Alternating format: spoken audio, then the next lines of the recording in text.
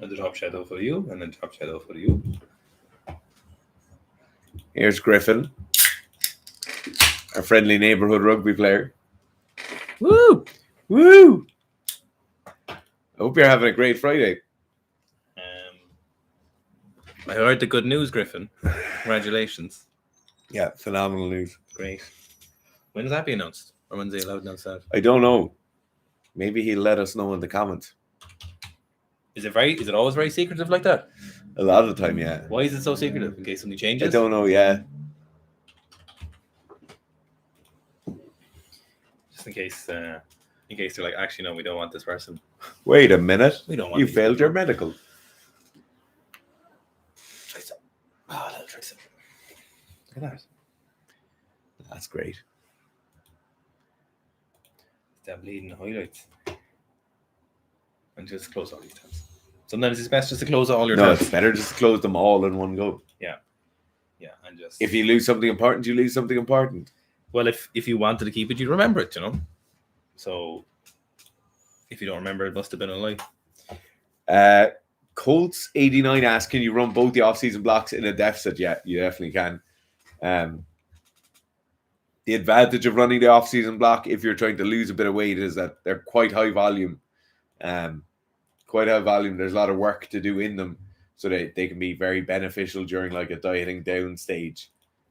A lot of people actually end up running them in a deficit, or like purposely waiting till they're in a deficit to run those blocks, because the big thing we're always saying to people when you're trying to lose fat mass, the main thing is maintenance of muscle mass. The off-season blocks are great for keeping that signal. It's a lot of high reps, not a huge amount of aggressive compound stuff. So there is higher reps and some of the things. So it's not crazy numbers, like it's a lot of repetition stuff, which is exactly what you want. And then exactly what you want if you are an athlete, and you're trying to cut. So it hits all of the markers. Yeah. It's also easier to be in a deficit if you're expending more calories. It's easier to be in a deficit, standard like weightlifting or powerlifting program probably won't expend the same amount of calories that a really high volume off-season piece would. I'm all out of Coke Zero caffeine. There's Coke Zero with caffeine there. I just don't even know what kind of. You have to take that out. Oh shit! This is. Oh yeah. Do you see any weightlifting superpowers falling off in the next 5 to 10 years? Kind of like Russia from the early 2010s to now. I'd say you'll definitely see teams coming in and out because of funding. I don't think weightlifting is going to be funded as well. Like even in the Eastern European countries, who would have always been kind of like stalwarts, like the Romanias, the Latvias and stuff, you'll certainly see their funding being pulled back. If it becomes a non-Olympic sport, you'll probably see their funding decimated completely. I think you're going to see more of the Team GB, USA, France, Italy. You'll see more of those teams who traditionally wouldn't have been weightlifting nations at all doing better because they'll recruit better from their youth populations, because the youth populations will be doing CrossFit and weightlifting is more in fashion with the kind of middle class in those areas. But I think that's just a slightly different demographic, like the person who started CrossFit as a teenager and coming into weightlifting. You'll see a few of them were actually at the Olympics last year. Team USA had a couple of them. That's not traditionally how people would have gotten involved in weightlifting, certainly not in the Eastern European and the former Soviet Union blocks. So I think the game will change slightly in those ways. You'll probably still see the old countries maintaining some medal count, but it certainly won't be what it was before. Although, to be fair to Russia, you did see them, they've kind of come back slowly again. I know they haven't got opportunities to compete, but they do have some lifters coming up. If you look at like European juniors from last year, the main thing is, I think, if it really depends on what happens politics-wise, things can change in an instant. Funding can just disappear.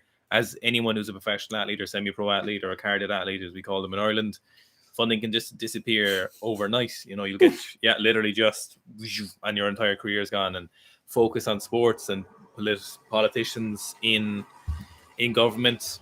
So supposedly the Iranian team have all walked out at the moment. People are saying yesterday because they're protesting the funding or lack of funding at the moment.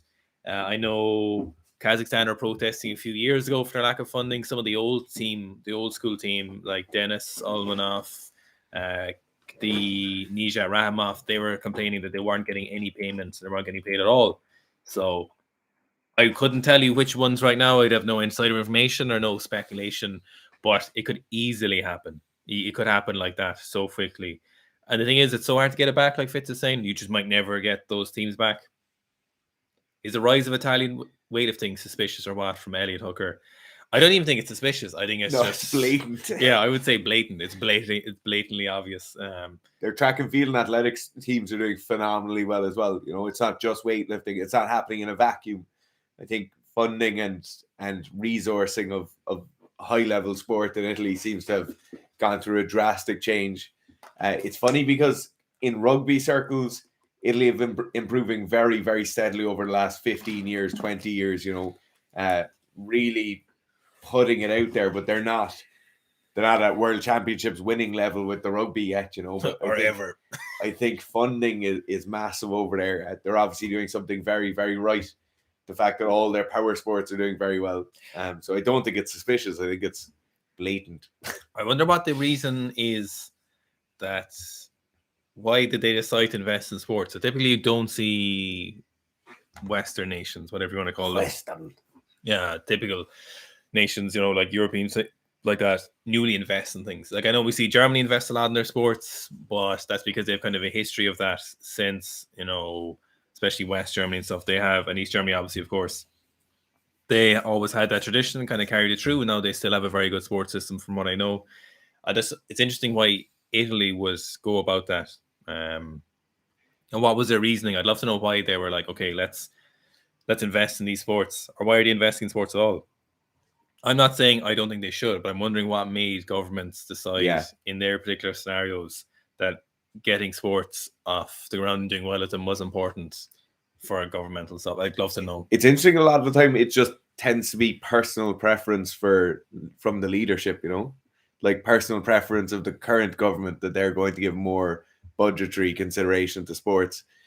What happened in Ireland was private backers coming into Ireland or from Ireland who are doing very, very well for themselves would have suddenly started supporting organizations like the GAA, certainly GAA of their own counties within the country, and then there'd be matched funding for those. It certainly happened with Munster Rugby as well, where you have players playing for Munster Rugby whose wages are being paid by external private people who are fans of the club. Or certainly wages will be matched. There'll be a matched contribution on wages, and you get bigger players being brought in.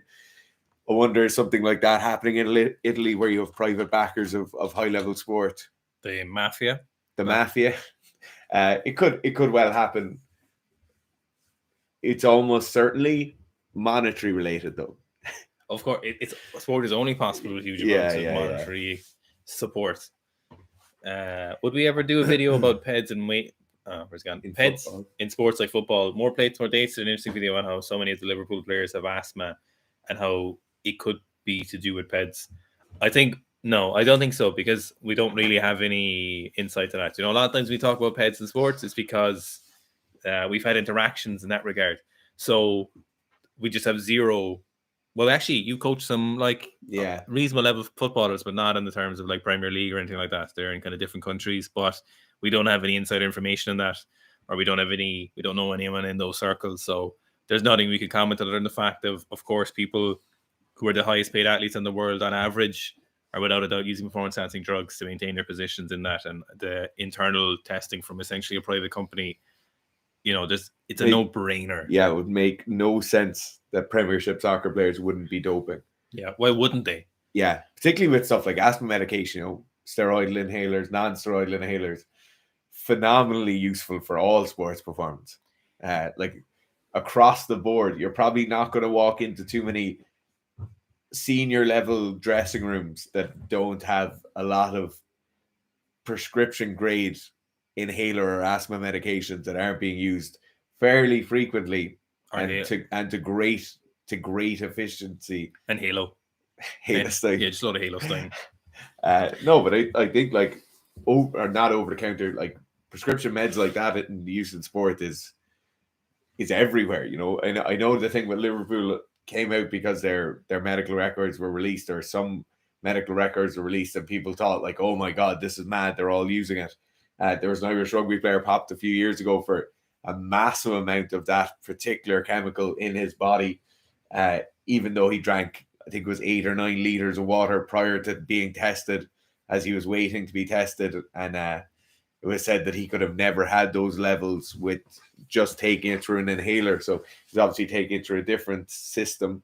But yeah, definitely for the aerobic stuff like that, drug use is rife. The funny thing is, you'll hear people argue that like drugs wouldn't help soccer, and you're like, my God, stop saying that shit. You don't know, like, that's ridiculous statements. They're like, high skill development, highly aerobically demanding sport where the more you can play, the better you can get. No, how would drugs help? I can't imagine where drugs will help. That's just complete and utter lack of knowledge.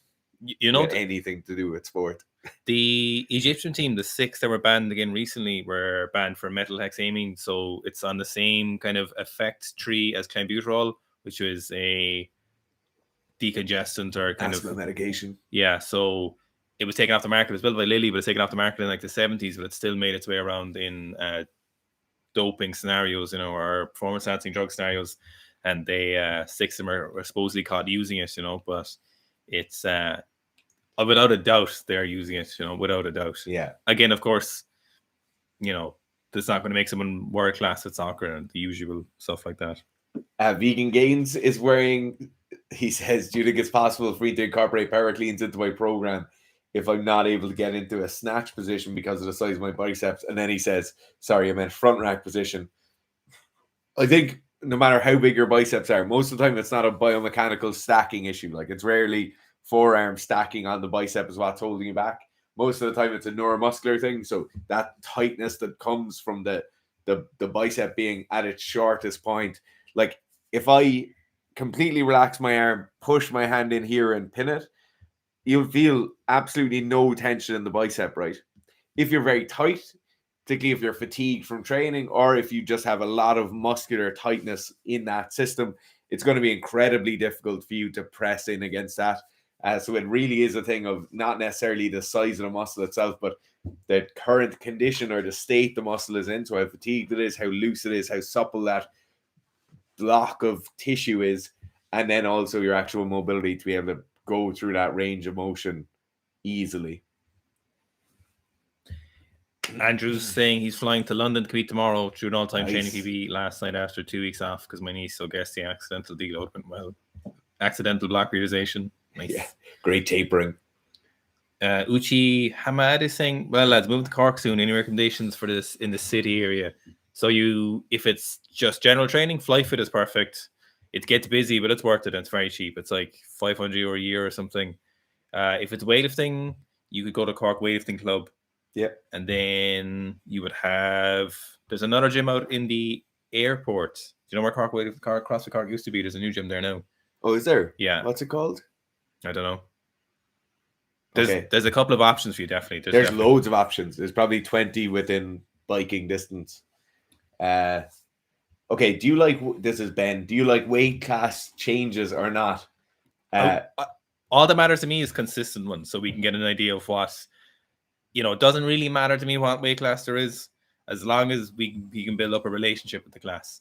If we're like 10 years ago, they still have been trying to clean and jerk this. Like the 77s, there was a 211 kilo clean and jerk that people are trying for a long time and couldn't get. That's what I like. I don't really care specifically about the classes. I've no real attachment to any of them. Maybe if I was still competing, I would. But for me, it's just, the longer you have the weight class, the more you can reference things and the more you can put their performance into perspective. That's a really important thing for me, I think. The actual numbers, I'd love a 120 kilo class or a 110 class, but I won't get hung up on it too much. A 110 class for me, or like 110, 112, 115 class, something around there, I think would be very, very good. What I would love to see is a 70, an 80, a 90, 100, and 110 kilo class. And just leave it there forever. Never, ever touch it. If someone gets popped or they all get popped, you just put an asterisk next to the record, and then you wait until the new record holder gets popped as well. I'd love that. That would be ideal case scenario is just 10 kilo jumps. In my mind, though, I feel like there has to be a 100 kilo class. Like a 100 kilo, Yeah. there just should always be a 100 kilo class, no matter what's happening. Like there should always be, what can a 100 kilo man do? Because then people can reference. It's the size of an adult. Like, because I'm 1/6 of his weight, or someone could be like 75% of his weight, you know? Yeah. Like there should just be a 100 kilo class all the time. 100%. 100 kilos, like, morning, Erico. Paddy Lester saying, will reading Yamamoto's Bushido Way of the Samurai between sets make me stronger? Probably not. You know, so on the same vein of those books, you know, Musashi's Book of the Five Rings, his father was a famed martial artist and warrior as well, right? And he got probably the greatest moniker I've ever heard in my life from one of the warlords in Japan. Don't they call them? Go on. Unrivaled under the heavens was what the term his father achieved. Book of the Five Rings is a great book. It's a very good book. Some greater interpretations of that book too. There's a lot of people who are there's a lot of people's interpretations on those things. Unrivaled under the heavens is a weighty title, isn't it? It better be good. Yeah. You know, Musashi's last fight, he was going to duel this fella, right? And he used to do a lot of psychological warfare. He used to show up like a day late. So he showed up to this fight. He was actually there hours beforehand, and he paid a local fisherman to wait in the bay around the corner and around one of the fjords. Probably not called fjords in Japan, but you know what I mean. Wait around the corner, and your man was waiting there for his entourage for hours. And they were like, "Where the fuck is Musashi or whatever?" And so a couple of hours later, he arrived up, and he was just whittling a wooden sword, and then he began to do with your man, killed the other samurai with a wooden sword. Yeah, and he said apparently it was just at the end of that. It was like his 40th or 50th duel or something. It was like killed so many people, and he was like never again. And that was his last battle or whatever. I'm mad. Jesus Christ! They make him different back then. Yeah. Good morning from Perth. Okay, is it just me, or are you fellas happy to see weightlifting getting saucy as fuck again? It was always my position. Yeah. I've been saying this, any of the Saber or weightlifting or House Exact things we did, I was always saying I want to see big numbers. For me, this is for all sport. For me, all adult elite level sports. I just want to see it as juicy and as aggressive and as good as possible. Yeah. Like nobody wants to see a pole vaulter flying over a 5-foot high pole. Like you want to see them throwing themselves into the air. Yeah, absolutely. Just harpooning themselves away. Yeah. It was always my position, and no matter what people might argue, those same people still love seeing those big weights lifted. You know, 100%. No one wants to see Nino clean and jerk 182. No one does. No, but the other thing as well is those people are the first people to hop on like, oh, the Lasha hype, you know? Mm-hmm. And like, no, I just want to see the biggest weights, the fastest times. Do you think Akbar could do 440? What would that be? I think, well, he's done it in training, hasn't he? Isn't he done 200, 240? He's done 245. 200, 245. Christ. Could he do it in competition? It really depends on how they're avoiding tests and stuff like that. I think that's the main thing there.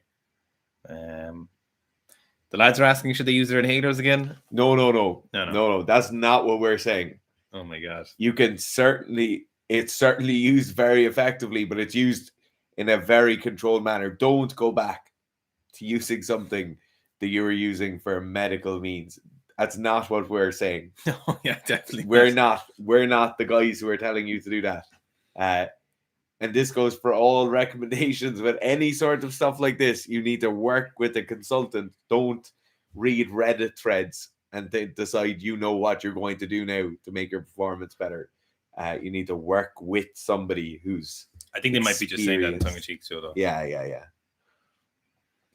Evan Lee's asking, have we seen the Netflix documentary Lift Like a Girl? I have actually. I saw that during one of the lockdowns. Is it good? Wait, the lockdowns are only this year. Not mad. Yeah. So one of those lockdowns this year. It is it's really intense. It's very gritty. They don't talk about any of the doping or anything like that. Okay. But it's a really gritty documentary, I'll be honest. It's like a intense representation of stuff. And there's a surprising amount of weightlifting in it. So it's definitely worth the watch if you like weightlifting. It's okay. I think a lot of people know who just kind of began amateur weightlifting and who just doing it recreationally and know kind of the, in some more like UK or USA or Canada or Europe, Western Europe and stuff like that. Like, I let them know like what it's really like trying to be a professional weightlifter, I think, or give them an idea of what it takes to be kind of in that realm, I suppose. Take Turkish Thighs says, the first Facebook stream that I sent you a video, you guys told me I didn't do a clean, just a high deadlift. Still haven't mentally or emotionally recovered from it. Mustafa, your technique's coming along leaps and bounds, you know. Yeah. I'm very, very happy with how your lifts are improving. That's hilarious, though. I've no doubt that's something we said. That does sound that like sounds something very like us. Yeah, Dario Martellaro did my first waves competition transitioning from powerlifting. I did 75-95, pressed out 105, powered through the last attempts. I left at least 10 kilo per exercise on the platform. This is a result of 2 months of training at 18. MUPR or my PRs are 190 victory squat after 10 months of squatting, 65 bench and comp, and 220 deadlift after 6 months of training. What are my chances of getting to at least the European level in the next 10 years? I've never had the best training conditioning training with 30 millimeter barbells, 10 kilo barbells until now. It really depends, Dario, on what country you're in. It really depends on the level of other people. Like, you're certainly a talented lifter, but if everyone else in your country is very talented in a dedicated system with good coaches and good supplementation, then you might have no chances. But for example, if you're in Belgium or Switzerland or Ireland, you know, you'd have a good chance of getting there. But if it really, really, really depends on what country you're in, it all depends. There's some countries you could 100% make it probably in the next 5 years. Yeah. But there's some other countries you'd never have a chance, really. Okay, JW asks, how's the hunting, lads? All over. Hunting's great for me at the moment. It's all over for Garth. You're shooting rabbits. Rabbits, yeah. Let's try to get some goats soon. Yeah, hunting right now is a very busy period, but it's great. A lot of high volume shooting. Is yoga a good way to increase my RAM? Is it a good exercise program for strength? A good accessory program for strength training? Why can't I read today? Is yoga a good way to increase my range of motion? I don't think so. Yeah. I don't think the frequency is ever high enough for yoga. It'd be great addition to your mobility training, but I think almost everyone, if you're trying to make differences in actual range of motion, it has to be a daily thing. It probably has to be multiple times per day, realistically, depending on the body part or joint you're trying to increase range of motion through. Is it a good accessory program for strength training? Probably not. Like, for strength training athletes, so much of your recovery capital is used up with lifting weights and recovering from lifting weights. The last thing you need is a 90-minute yoga class. 20 minutes of mobility once or twice a day would actually be much more effective. Now, if you're tipping along with training and you're getting a bit fitter, a bit stronger, trying to just move a bit better, certainly yoga once or twice a week wouldn't hurt. It'd be very effective for that. But if you're pushing hard, it's probably not enough. And probably takes a bit too much time away from everything else. Thoughts on skipping jump rope after a lifting session? Never really a fan of it, to be honest. The kind of local muscular fatigue you get in your tibialis, anterior, and calves, and potential for shin splints is too high. So I'm not a huge fan of it, to be honest. And I know people like it, but it's not as effective as you think it would be. There's better things like walking. Stationary bike is a big favorite of mine. Rowing can be there. Rucking would be a good option, but skipping rope is pretty low on the option just because of the muscular endurance you need, and it's kind of demanding in that regard. I only use skipping twice ever with athletes. First one is if they have to be prepped for running or plyometric work and they're nowhere near prepped now. So like a weightlifter going into a different block of training, or somebody is very heavy who wants to do more conditioning work and we want to start them running, they'll usually start off with some skipping, some bounding, some hopping, just to make sure they're well conditioned for it and they can take that impact. Usually that starts around a month after we start the conditioning block and their shins are sore. So they'll go and do some of that. It's very easy to titrate in more skipping and jumping volume. It's easy to control it, and they probably won't get overtrained there too easily. The only other time I use it is with CrossFit athletes who have to skip and jump rope in competition. Besides that, I think it's a pretty poor conditioning tool, even though boxers and stuff love it. Everything is better than skipping for conditioning. There's this weird thought that like skipping burns more calories, skipping is a better workout. It really doesn't, like, in matched comparisons, it really isn't as effective. Certainly it's not as effective as running, rowing, biking, anything along the lines of normal cardiovascular work. I just much prefer that to build people's cardio with. Dylan Murphy asks, is it worth starting the Road to Anywhere program if I've just completed a volume phase? So I would actually say that's a perfect time to start it. Going from a volume phase into a traditional strength phase or a traditional powerlifting or weightlifting phase or whatever, your capacity to squat a lot of reps is quite high. So certainly you'll be well suited for the first 3 weeks of the program, and then it's a perfect transition into a strength period for you. The people I'm concerned with when they're starting the RTA is people who haven't trained in a while and they mightn't actually have the capacity to do the higher volume sessions at the start. So I would say it would actually be perfect. Here is Ish is asking thoughts on smashing PRs listening to Britney Spears. I don't really think Britney Spears has that many good songs, to be honest. I don't know. Could I name one? Yeah. Okay. Uchi Hamad says there's a manga series called Vagabond based on Musashi's life, and it's a great read if you're ever not a weeb. What's a weeb? It's like you're like really into like Japanese culture and anime and stuff, and you're kind of like a okay. What's it telling you it is? No, that's not it. Urban Dictionary weeb. Thoughts on Lasha possibly totaling 500 his career? I think Lasha could certainly, the possibility is there from the total. So I mean, he's done the 225 and he's done 267.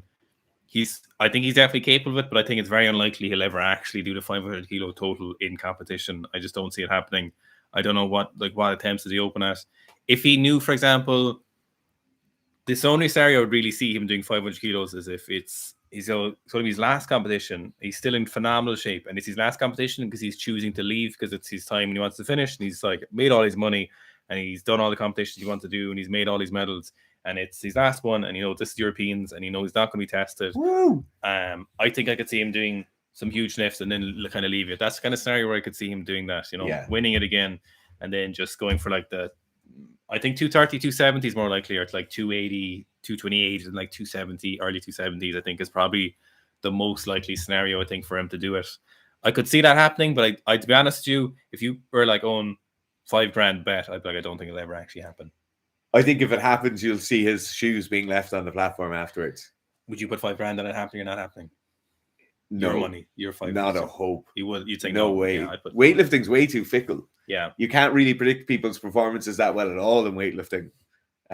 He doesn't even look to be in top shape here, which totally makes sense. Yeah. She had the Worlds last year, Europeans last year, and the Olympics last year. So, I mean, it's not... Why would he come into this in good shape? It's like he's going to want... He has Rio, has Tokyo, and then... Los Angeles? No, Paris. Paris is next. Is it? So Paris next. So I assume he's gonna be really gunning for an Olympic medal. Olympic medals mean a lot more to those athletes than world records.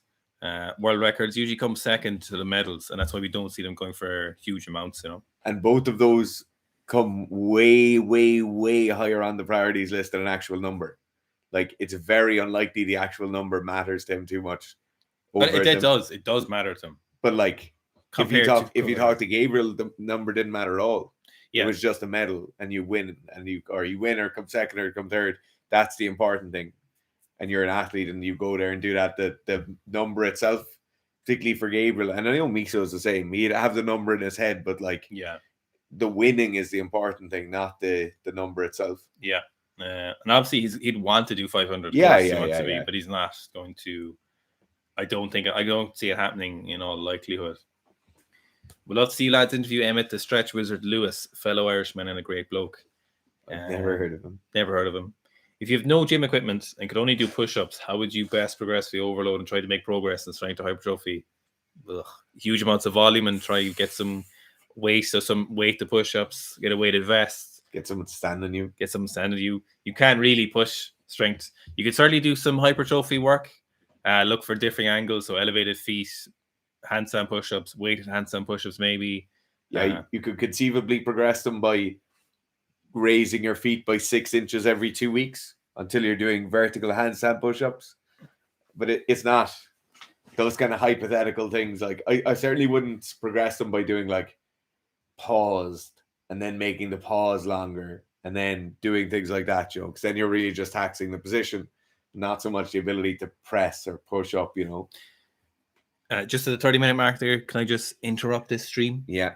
To say that there's just 77 people and only 29 likes. Lads, come on. Can I also just today sponsor the podcast, the Seek a Strength, not podcast, live stream, 1-to-1 coaching stream? Yeah. And on with the live stream. If you do want to get coaching, just send us an email. Our emails should be all sorted then. We really fucked up our emails. We didn't fuck up our emails. Well, we didn't find out about it. Yeah, we only found out about it this week. Yeah. We lost around 500 or 600 emails. Google fucked us over. Yeah. But should be good now. Maddie BNH says, how can I do a pull-up? I can't do one. So there's two options you can do for getting your first pull-up. There is, you can do from the bottom up, concentric, or you can do from the top down. I generally prefer top down for learning your first pull-up. So jump up to the barbell and then very, very slowly, as slow as a count as you can manage, lower yourself to full extension, drop down again, jump up to full extension or full rep at the top chest of bar, and then slowly lower yourself down as possible. That's super effective. Then once you've done a certain number of that, then you just pull yourself to that position where you can get to, and then you hold that isometrically for several seconds. And then I guarantee you'll find yourself be able to do a pull-up after 3 or 4 weeks. I think that's reasonable. Depending on body weight. Yeah, depending on body weight. Yeah. Once you get your first pull-up, the next 7 or 8 will come a lot easier. Yeah. The next thing you'll really have to try for is to get 20 in a row. Yeah. That's the big thing. Then you'll give yourself golfer's elbow, and then you'll get to 20, and then you'll be like, why did I do that? Why did I do that? Nobody cares. Everyone goes through that. Yeah. I would say negatives are absolutely the fastest way.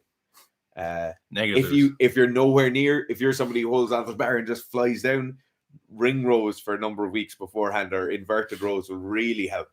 But assuming you can pull yourself and kind of hold on for a number of seconds, you'll be all G. Also, consider chin-ups before pull-ups. They'll make it a lot easier. If you could do a set of 5 chin-ups before you go for the pull-ups, it'll make things a lot easier for you. Dr. Demographic says, hypothetically, how many puffs do I need for an 80-minute rugby match? Okay, Prince Ragnarsson says, I'm a powerlifter doing my first month of GPP. I just do some bodybuilding supersets with a lot of reps and cardio at the end. Am I doing it wrong? Well, no, certainly not. In the broad sense, that's all GPP is. What I'd probably look at doing is, in terms of the cardio at the end, I'd look for a variation in intensity of cardio.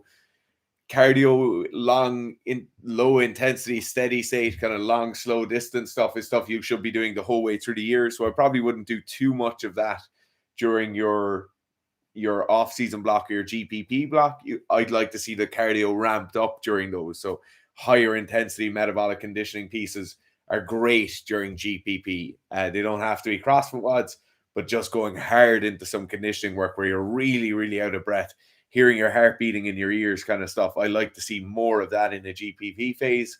In terms of the bodybuilding stuff, like the supersets are perfect. What I would look to do with the bodybuilding stuff, though, is I'd look to really attack certain deficits you might have. So whether it's your quads are weak or your hamstrings are weak, your back is weak, wherever that is, I'd really give that a lot of attention during your GPP block as well. Just because you're doing so much bodybuilding, you may as well do the bodybuilding in the correct areas, rather than doing an upper body split or lower split or whatever.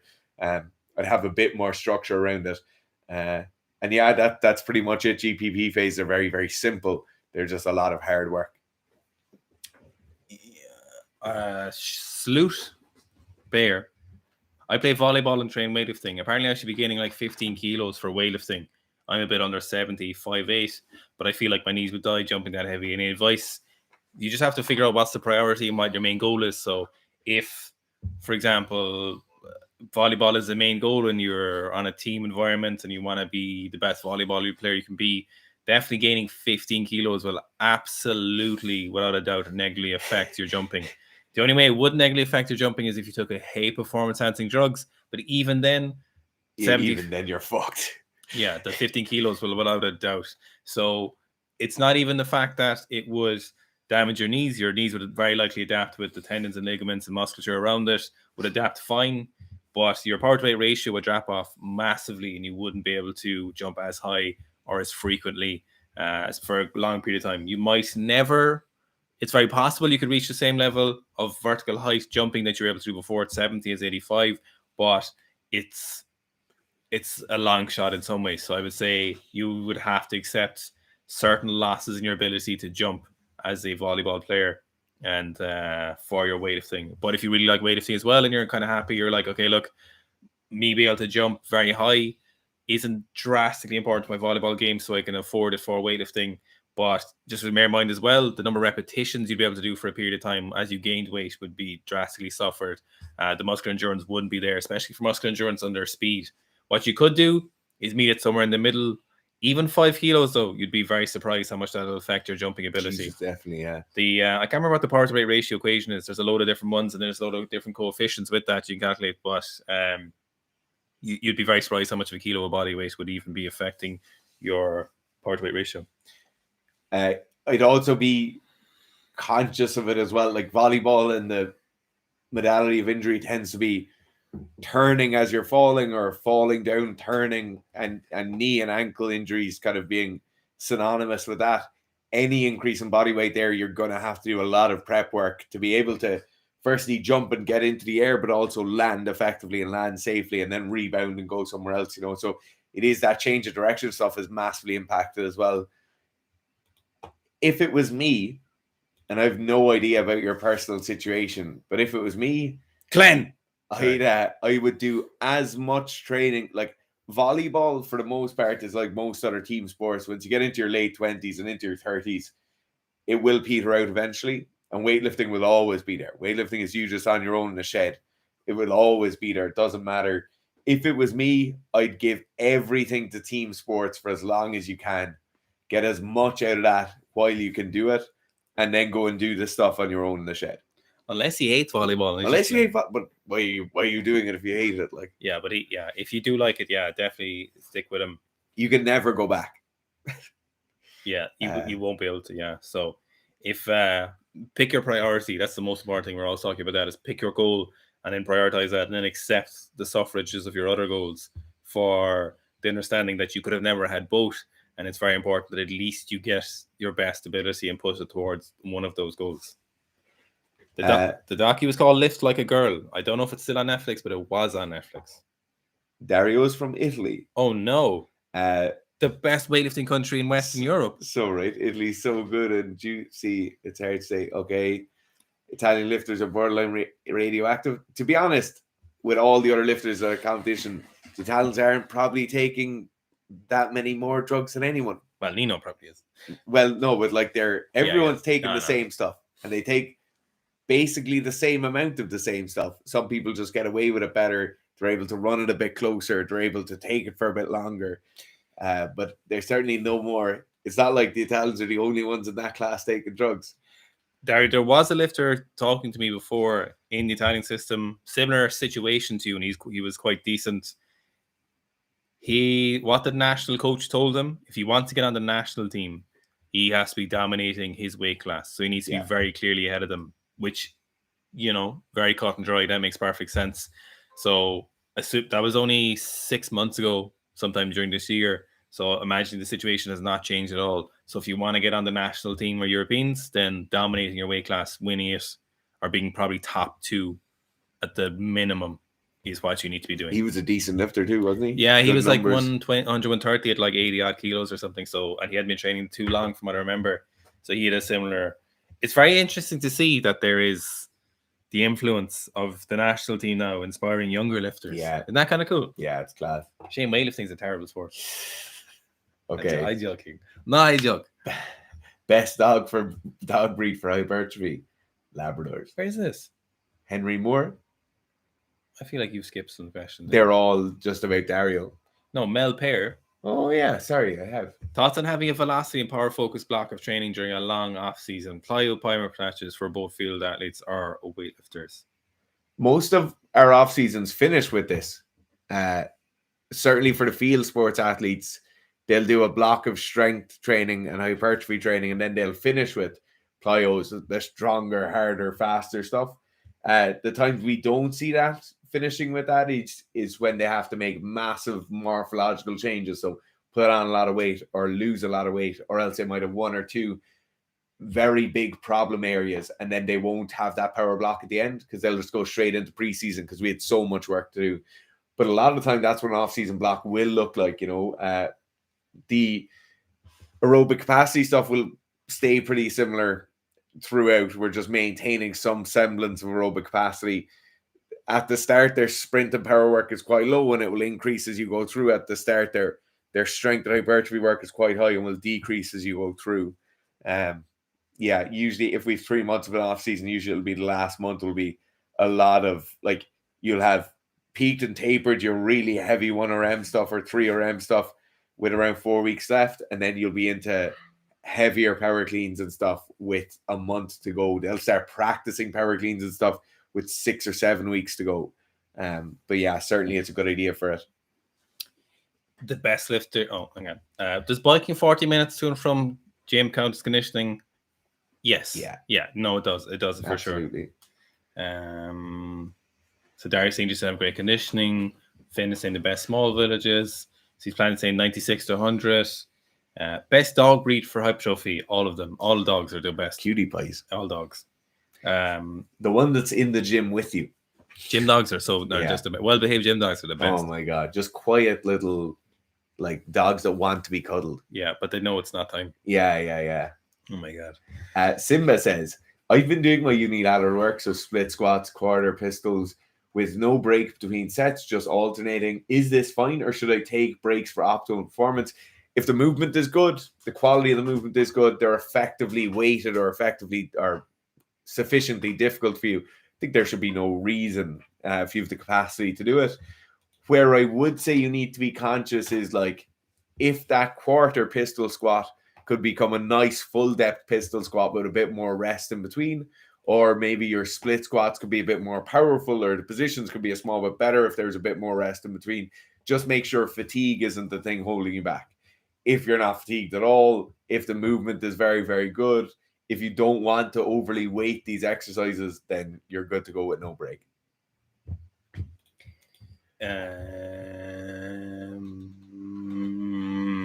Any chance for reaction video to Seb's Irish squad video? I didn't actually get to watch that. So is that on his Patreon? Yeah, it was one of his vlogs. Okay. Would you ever to do another chores doing disgustingly filthy lifts video? Absolutely. If we 100%. I think we're gonna do the one on the American chores, like the 220 kilo front squats. I think. Yeah. I can't remember his name. We went to record that a few weeks ago, didn't we? Yeah, I don't think we got around to it. So I think we're gonna do that one. He was doing like snatches as well or something, was he? We did record that. No, I don't think we recorded it. Okay. There is Henry Moore says, can you overdo it with daily walking to the extent where it interferes with recovery from lifting? Certainly. Absolutely. You could overdo it with anything at all. It's just how much you're going to overdo it by. I know I had an athlete, a Canadian weightlifter who was working in Walmart, or was it Amazon? Anyway, he was working in a massive warehouse system, steps up around 20,000 steps per day while pushing a cart, and that certainly had an effect. I think normal daily physical activity won't have a huge effect. I think 10,000 steps a day, unweighted, normal moving around as a human who's healthy shouldn't affect it overly. But certainly if you're getting up there, if your job is incredibly physical, steps will have an impact. The band, like? The Steps. None of them will get that reference. So Read Comics Lift Weights says, thoughts on RPE being the inverse to RIR? I like both metrics, but 2 RIR isn't always RPE 8 MO. RPE is subjective and change based on how pumped you are. So RIR is an objective measurement. So reps in reserve, if you can objectively measure it. So if you know you have 2 reps left, and then, for example, you went to failure and you did 2 more reps and you failed a third, then you would know for sure that you had 2 RIR. It wouldn't be very useful in training. It's useful for your logbook or whatever if you know for a fact you couldn't do another one. So IR, while makes sense, isn't particularly useful in training context. Maybe it would be for bodybuilding or stuff like that, but for most scenarios in strength training, there's never really a scenario where you'd be like, okay, I need to get within 2 IR or whatever. Like, you'd have reasons for doing your sets and reps and volume. So IR is objective, but for our purposes, not particularly useful. RPE, subjective. We have very little time for it in this context of strength training. So in my thoughts, I suppose technically it would be the opposite in terms of IR and RPE. Neither are useful though. No, you won't see either of them being used really. I saw another program recently by a big enough company that used RPE, and it was given like percentages still. Yeah. Still, they still use percentages, and it wasn't like doing heavy singles. They were progressing through the training blocks, So yeah. Is it necessary to pause after the clean before jerk? In the rules, it used to be you used to have to pause and then wait for the barbell to stop oscillating, but then the rules changed to the lifter has to pause and then go for the jerk, so the barbell doesn't have to. So you just have to wait. It's literally like 1, 2. Yeah, you have to stop moving. The barbell doesn't. Okay. Ennis Babani says, can power training be done along with strength training? Certainly. If you look at most weightlifters will spend a massive portion of their year developing power and developing strength at the same time. Now, if you were on a desert island and you had to get way better at power training or way better at strength training, you wouldn't do both at the same time, obviously. But certainly you can do power training and strength training at the same time. It would be better if you did some strength training in an initial block, then some power training in a second block, and then your final block or your concurrent block when you might be in season had strength and power work in it. That would be more effective. Should I pick some questions? Yeah. Okay. Esh Lemon. I've actually been looking at this question for a while. I think it's a good one. I want to get jacked, but I love weightlifting accessory movements. Can I use snatch and clean pulls and push presses as primary movements to achieve this? So I assume you still want to keep weightlifting, right? So you're doing weightlifting and then you don't really want to do the bodybuilding stuff, but you want to use the accessory movements as bodybuilding movements. The issue here is fatigue, right? So you're going to say instead of doing some single arm rows and some RDLs, you're instead doing snatch grip pulls or snatch grip deadlifts.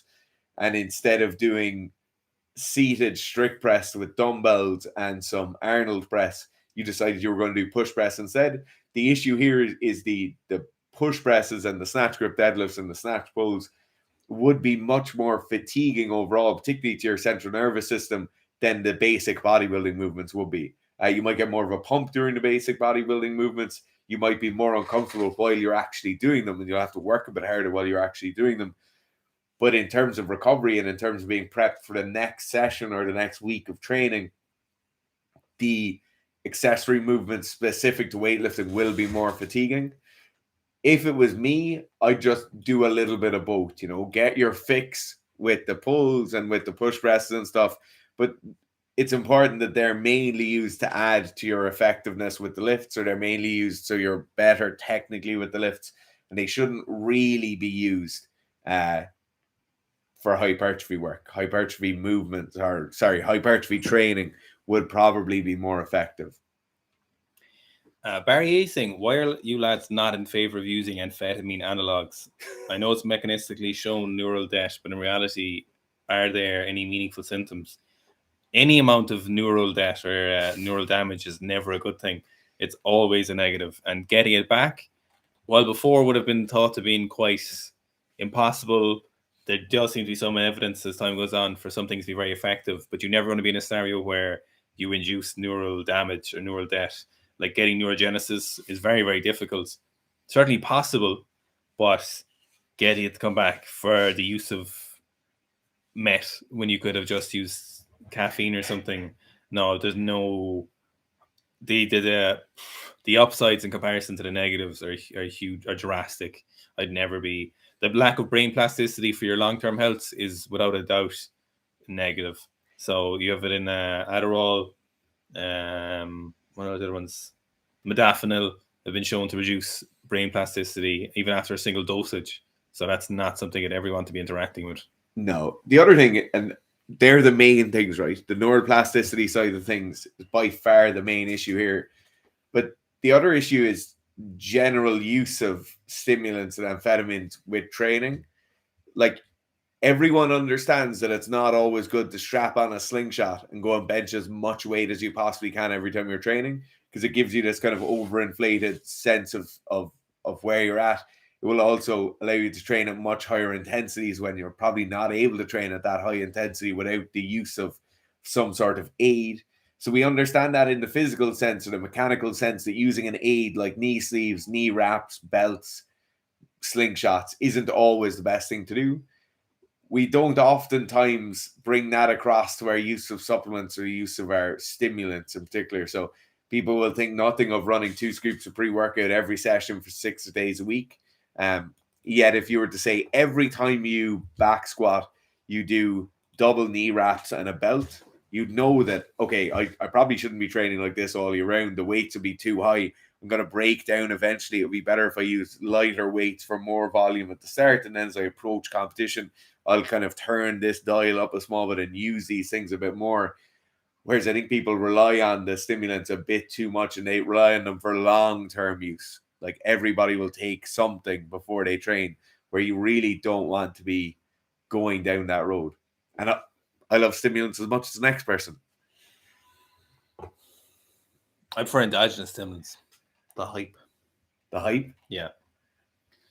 Is that why you listen to Bilbo Baggins or what? David Goggins, sorry, before training? I went to listen to his book, and then I listened to a sample. I was like, oh, it's just basically a story about his life. So I was like, I don't really care about this much, to be honest.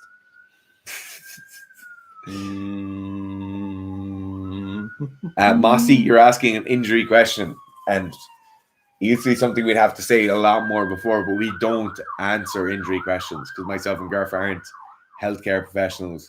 I have had elbow tendonitis. It went away quite quickly. It mightn't go away quickly for you.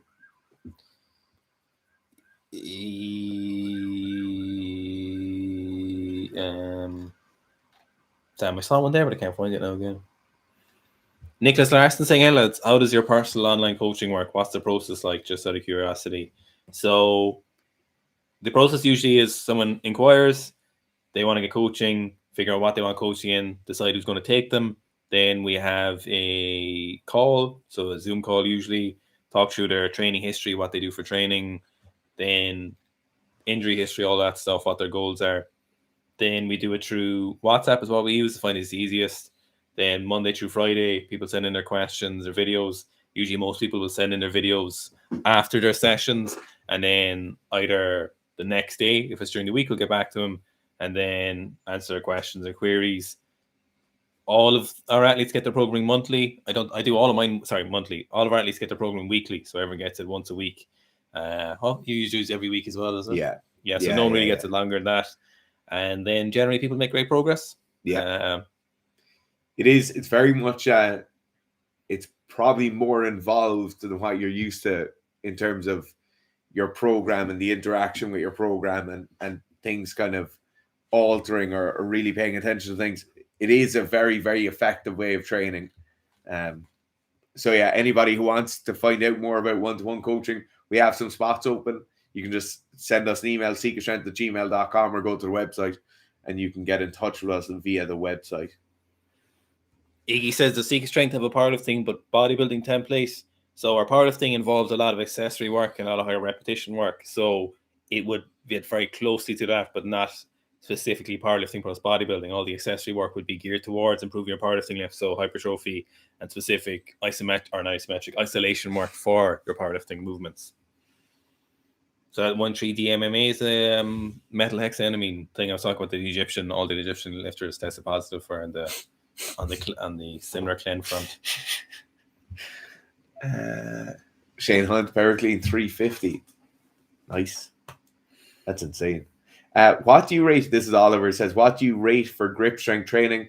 Whatever it is you want to be better at gripping, just do more of that. Grip training is incredibly specific. So in general, most people will go and they'll try and widen out the grip. So they'll straighten out their hand like this. Most of the time they'll be practicing bent elbow grip strength, which isn't ideal either. So you're better if your grip is very, very weak on, say, a deadlift. You'd be better to do more deadlifts where you practice that. You certainly wouldn't want to be doing like massively pause deadlifts because it's the dynamic force. So like its force is going to break your grip open, right? And if you take force is equal to mass times acceleration, if the acceleration of the barbell is 0, then the mass or like the acceleration will never be 0. But obviously, the more you're accelerating the bar, because there's acceleration due to gravity, but the more you're accelerating the bar, the more that force goes up. So people think doing pause a second off the floor, pause another 2 inches up, pause at the knee, pause as you come up the quads are going to really help them, where it's really not. It's during the dynamic portion of the lift when the barbell is moving fastest, it's going to be most difficult to hold on, and it's the same as bent elbow grip strength, where people will train with a gripper or something like that, isn't really going to help you if it's straight elbow grip strength is what you need to train. So I will say you need to be very, very specific. I wouldn't go messing around with fat grips or anything like that. I would certainly stay well away from any sort of straps in training, probably forever. If you're somebody who's ever struggled with grip strength in any portion of their athletics, I wouldn't be using gymnastics grips. I certainly wouldn't be using pulling straps or anything like that. Just look after your hands and practice as much as you can. Ideally, you want to change 1 or 2 of your parents out and get a parent with slightly bigger hands, and it will help you a lot. Okay, we done? Yeah.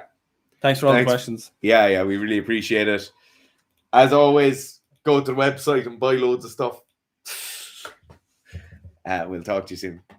Thanks, lads. Thank you.